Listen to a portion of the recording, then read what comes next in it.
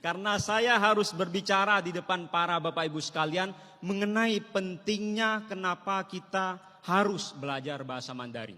为什么我们要学汉语？第一个原因呢，因为中国是一个发展速度很快的一个国家。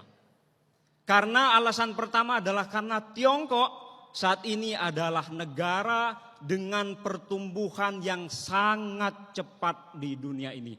Kalau bukan yang tercepat. Kita mungkin bisa mengutip sejarah sekilas.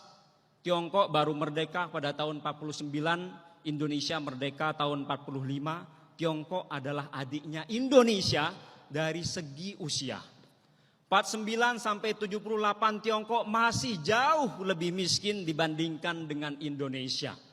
Tapi Bapak Ibu sekalian, setelah 78 diejawantahkan apa yang disebut sebagai kebijakan Kaige Kaifang, reformasi dan keterbukaan dalam waktu hanya sekitar 40 tahun, Tiongkok sudah menjadi negara yang bisa sanggup membikin ketar-ketir Amerika.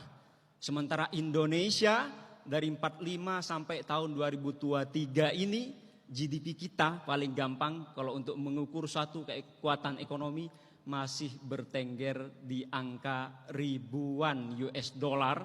Sementara Tiongkok sudah belasan ribu US dollar. Ini suatu hal yang luar biasa yang mesti bisa menyemangati kita. Kenapa kita wajib belajar bahasa Mandarin? Karena kita tidak boleh ketinggalan akan laju perekonomian Tiongkok yang luar biasa cepat ini. Itu alasan yang pertama.